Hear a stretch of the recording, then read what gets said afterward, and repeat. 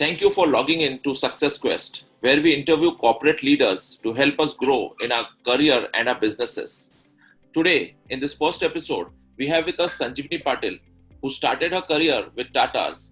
She has spearheaded several initiatives on people management practices, strategic workforce planning, competency development, performance management, career management, and HR audit.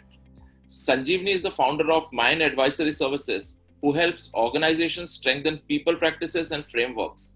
Her company has successfully driven strategic HR projects in the areas of HR audits, HR analytics, HR policy, and process for several organizations, including Fortune 500 companies and unicorn startups.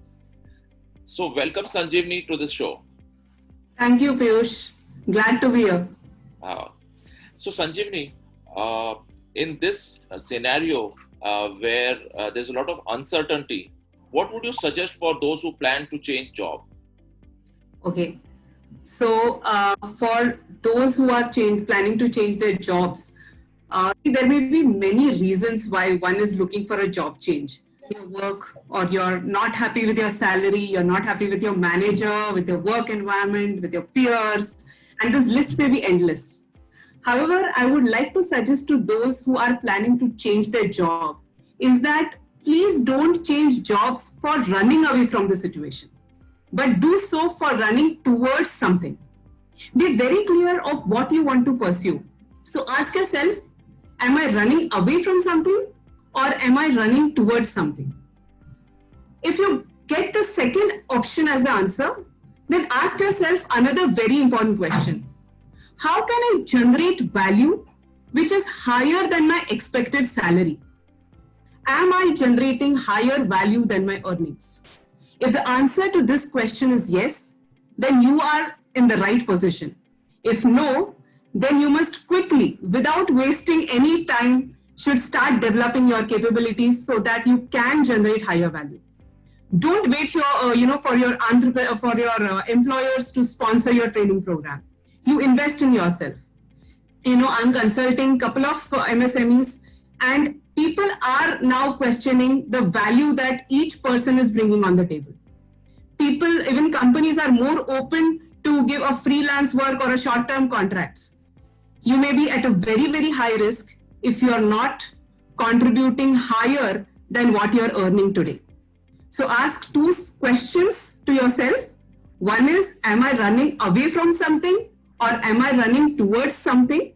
And second is, very important question to ask yourself, how can I generate higher value than my expected earnings? Oh, wow. So, of course, which means that now as an employee, I should really think on what value do I bring to the company and what more value can I bring to the company, right, Sanjeevni? Absolutely, Piyush. There are so many companies who are now literally employee by employee, they are identifying the value that each person is bringing to the organization.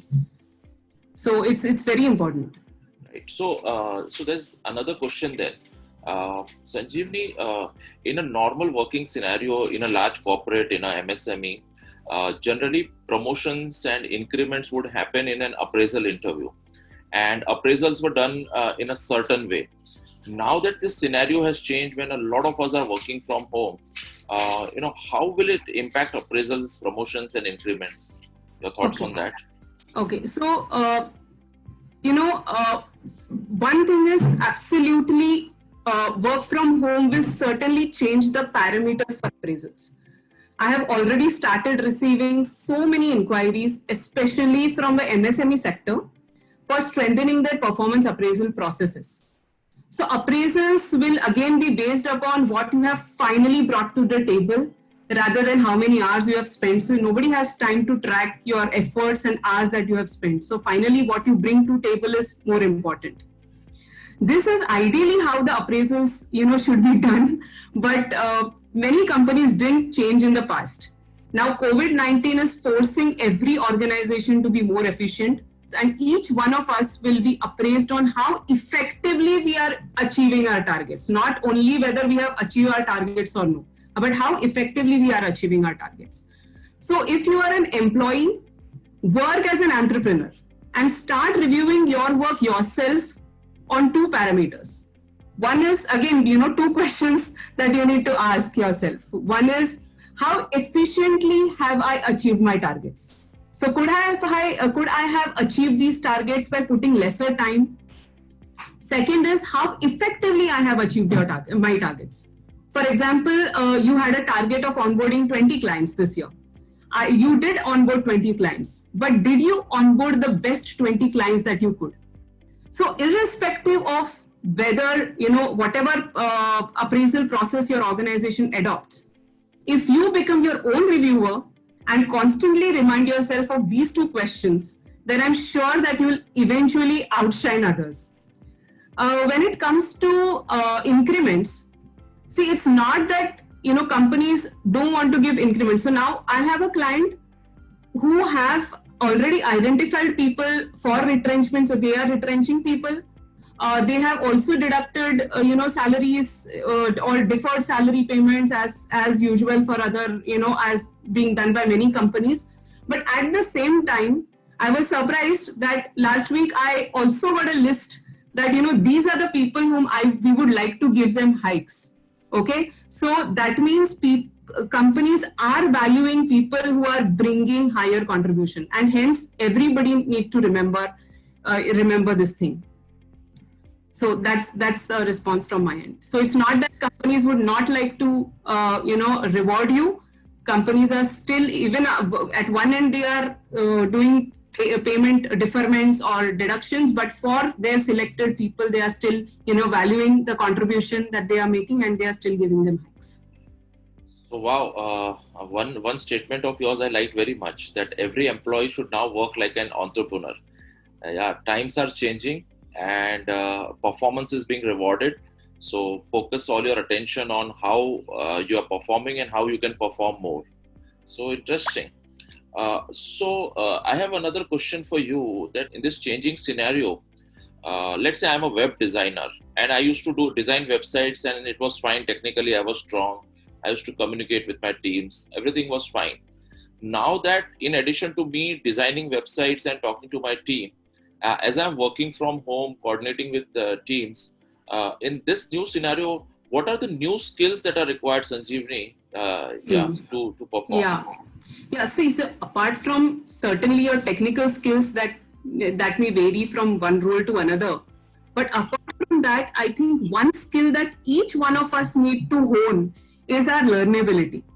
That is the ability to quickly unlearn and learn and apply the new learnings at work. So, and that too without getting too attached to the new learnings, because you will have to soon unlearn that also. So this kind of skill of, if you develop high learnability, this skill will keep you more agile. It will help you respond to changes and uncertainties more effectively. This skill will also make you more resilient and improve your ability to overcome setbacks. And apart from that, work from home will certainly expect each one of us to become our own managers. So self-management skills will certainly be more important. Oh yes, Sanjeevani, that was really very insightful. So that brings me to kind of last first question is, could you share some tips for employees on how do we adopt to the work from home culture? Yeah. So now, even online, there are a lot of tips which are available of how to adopt to a work culture. And there are certain trainings also, interestingly, which has come up. A couple of things from my end. One is create your own workspace at home. So identify a dedicated workspace for you. As far as possible, keep the workspace quiet, uncluttered, so that you can focus on your work. So creating your own workspace where after going there, you feel that you have come at work. Second is setting working hours. Now, this is very important to achieve a balance between your personal and professional life. I have so many, friends who are now telling me that this was better. Going office was better. So it's important that you set your working hours. Please define your working hours and stick to those hours.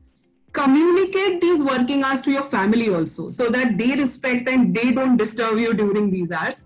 Also communicate your working hours to your managers and peers. Okay, so that they also respect your, personal hours. So that's something that you have to initially, come up, take an initiative and set some working hours which works for you. And as far as your managers, peers, and your family is okay with these working hours, that's something that you need to see to it.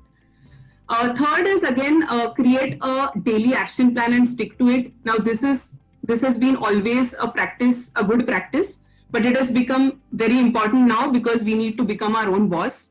The simple task of creating daily task list would enable us to meet our overall work commitments, because believe it, procrastination will hit sometime, and when you are at home, you are tend to procrastinate, especially of course things that you don't like doing. In office, you would still do. You're at home, you may tend to procrastinate further. So create a daily action plan, stick to it. Fourth, which is very important, is to be accessible and responsive. See, if you get an email at 10 o'clock, okay, you can't respond at 3 o'clock, right? This will certainly raise a lot of questions around you. So while working from home, you must be contactable during your working hours and respond to all your emails and communication very swiftly. Make sure that you have a good internet connection and necessary applications for keeping the virtual meetings. Now virtual meetings have become absolutely essential, so you need to develop comfort with meeting virtually. And finally, do take breaks also, as you used to take break during office hours. Take some small breaks, 5-10 minutes breaks after every hour, so that you're feeling fresh and you are giving some break to your limbs as well. So these are certain, again, if so one is creating a workspace at home. Second would be setting working hours, then creating a daily action plan, sticking to it, being accessible and responsive, and taking breaks. Okay, so I think these would be my response on your question. Wonderful. So thank you, Sanjivani, because these points though look very simple and these are all common sense tips, but this is what one needs to follow in this changing scenario for us not only to adopt, I think, but also to perform our duties very well.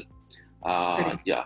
So that brings me to the next and maybe last question for today, which is that in this scenario a lot of employees have lost their jobs, and it's a very sad thing, but they have a family, they have their commitments like home loan EMIs and all. So what advice, what suggestion do you have for those of you who have lost jobs, and what would you advise them with the kind of experience you have? Yeah. So, for those who have lost their jobs, I would suggest them to, first of all, accept the situation as it is, without judging the situation as bad or blaming anybody or even blaming you yourself. Remember that you will have to put all your energy, be it physical, mental, spiritual, to overcome this situation positively. So any kind of negative thought, whether it's blaming others, blaming yourself, blaming the virus, would only suck up your energy, leaving lesser of it for you to invest at the right place.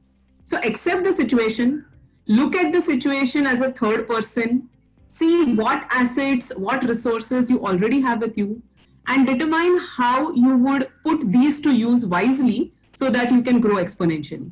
So also, you mentioned that it's sad situation. Sometimes, this may be a, sad situation today, but maybe a very good opportunity, in the longer run. So you never know what God has, set things for you. Last thing I would like to say is that all must remember that crisis is our best teacher only if we are open to become its best student. So that's Oh, wow. Yeah. So thank you very much, Sanjeevani, for sharing your words of wisdom. I think in this changing and the most challenging times that all of us have faced in the last maybe 3 or 4 decades, these insights will help a lot of the viewers in continuing their career or starting a new career or developing themselves. So thank you very much, Sanjivani Patil. And yeah, Thank you, Piyush. Thanks a lot. It was a pleasure, talking to you.